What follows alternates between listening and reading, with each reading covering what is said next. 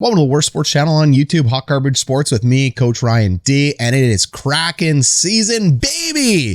Release the Kraken! Stick around with me to the end of this short video because we're going to talk about goaltenders for the Seattle Kraken. Then in the next video, we're going to take a look at the Kraken free agents that they can go ahead and pick because they have a crack.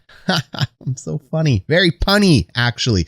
They have a crack at free agents before they have to go draft, so they can actually start filling out their roster with probable free agents first before they choose who they're going to select. Then we'll walk through our predictions for who they're going to select, which won't be right. Neither will anybody else's. This is a very difficult process. So stick with us to the end. It's goalie time, baby. And if your predictions are right, send in your application to the NHL Seattle Kraken or any one of the 32 teams there, because what are you doing with your life? That's what you should be doing. Scouting, picking players, drafting, and putting a team together from nothing is likely the hardest job in the NHL, and these professionals led by Ron Francis are going to do a very good job. Here's Lemieux.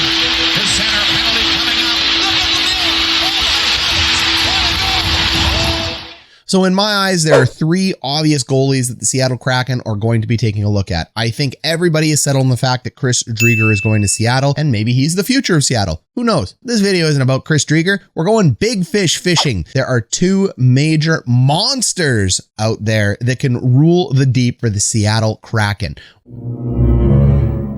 One is exposed, Carey Price.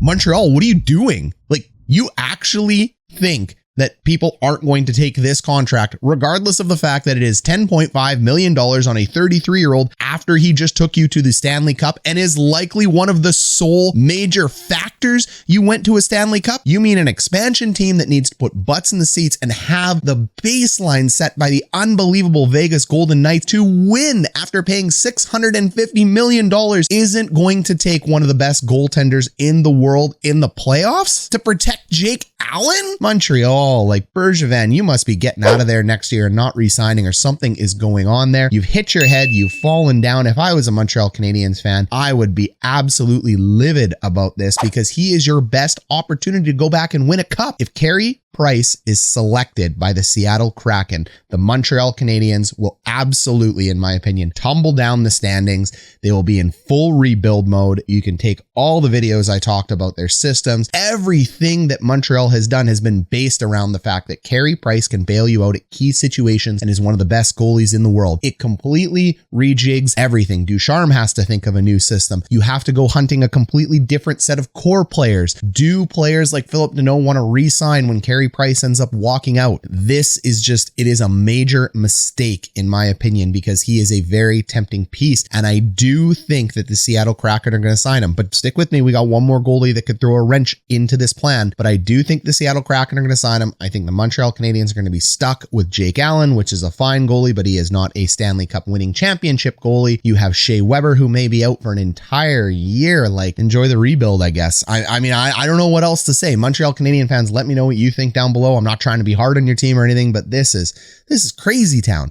And Henrik Lundqvist and other goaltenders, Pekka Rinne, have shown us that you can play very good goaltending way into your late 30s. So yeah, maybe at 37, 38, Carey Price could, end up a little bit slowed down, and this could be an albatross of a deal, but how do you not take him? All right, well, how you not take him is pretty simple, and that name is another goaltender that I've gotten on in the playoffs, and that is not big game Tuukka Rask. If someone had told you had 50 shots on Price and still lost. He's a great goalie. I mean, Tuukka Rask is an available free agent right now, and he's a little bit of a wild card of someone that could end up going to Seattle, because I truly think, I don't know Tuukka Rask personally, but I truly think that he's going to chase the money, and I think the place he's going to get paid the most is possibly Seattle. Revision and edit. We also can't forget that Pittsburgh is a goaltender away from being a likely returnee to the Stanley Cup playoffs with Crosby aging out, so they might find a way to pay Tuukka, and Tuukka may want to stick with the black and yellow. Seattle needs that big starter. Tuukka is that big starter. I think Boston is a-okay rolling with Swayman. I do. So I think they don't really have a lot of panic to re-sign Rask. I think Rask took them to 2 cups, and I think Boston sees what I see. You can go ahead and take a look at some of the old videos above here, that Tuukka Rask just, His days are behind him, and I don't know if they think that he can win. He thinks he can win. I don't think he can win. I don't know if Boston thinks he can win. Bruins fans, you got to tell me if you think he can win. Do you want Tuukka Rask back? But the reason I'm talking about Tuukka is because being a free agent, the Seattle Kraken are going to have a chance to sign him before they go into the draft. So they've got a couple days to talk to him in an exclusive window before Wednesday's expansion draft. If they can go ahead and lock up a 3 or 4 year deal with Tuukka Rask with an AAV between $6 and $8 million, because that's probably what Rask is hunting. I don't think he's going to get it. I think it's closer to 6, maybe even 5, but hey, we'll see. The Kraken are likely going to have some money to spend, and Rask probably has a little bit of a bigger window than Carey Price, but even if he doesn't and you disagree with that because they're about the same age, Tuukka Rask is going to come in $2 to $4, maybe $5 million cheaper. And that could be a big deal in today's NHL. And he does give you a pretty darn good chance to win. All right, whoa. The analytics guy in me says he can win. The hockey coach in me and the eye test in me and the guy who's watching him play big game after big game after big game and blow it or not show up says he can't.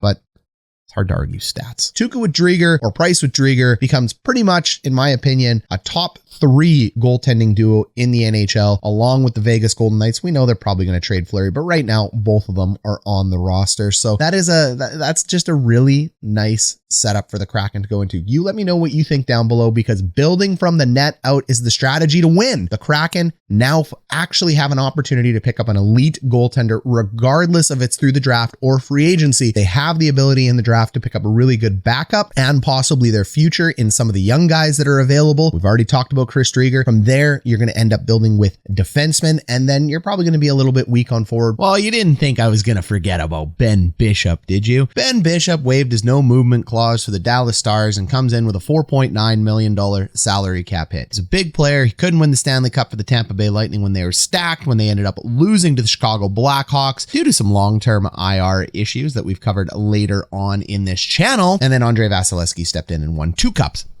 Digressing. Ben Bishop is a fine goalie, but Ben Bishop comes with 3 years left. He's not a free agent until 2023. He's 34 years old at a $4.9 million salary cap hit. This is definitely a player that Seattle could pick, but I don't know if Seattle's going to pick Ben Bishop to be their goaltender of the future over Carey Price, because they have a guaranteed choice of picking either one. They could pick both, or if they could sign Tuukka Rask. I have Ben Bishop as a distant number 3 to the big 2 names that came on here, and I may even have him behind Chris Drieger. No, I do have him behind Chris Drieger, but picking up Ben Bishop does something interesting, is that in the fact that it's going to allow you to trade Ben Bishop possibly to another team that is goaltender starved. So we already talked about Pittsburgh on this before after Jari. They're definitely goaltender starved. There are some big playoff ready teams out there that could use a starting goaltender. I know the Toronto Maple Leafs want to think it's Jack Campbell. I'm never going to think it's Jack Campbell until Jack Campbell wins the Stanley Cup. So I think Ben Bishop's an even better piece than Frederik Andersen or than Jack Campbell. So there's just a couple other teams and names that I'm throwing out there that Seattle could use to end up bolstering their roster with future draft picks. So yes, they could take Carey Price. They could also sign Tuukka Rask, and they could go ahead and they could sign Ben Bishop and Chris Drieger, because there are a lot of cap-friendly player deals out there. And like Vegas, use a player like Bishop to transition them through with good trades, adding more picks or veteran players for a later reason. Or, I mean, I guess they could start Ben Bishop. That would be fine. I would be shocked, though. I would be absolutely shocked. This team with an elite goaltender could actually compete from year 1. All right. Well, this has been Coach Ryan D with Hot Garbage Sports. We'll catch you in the next one where we talk about free agents.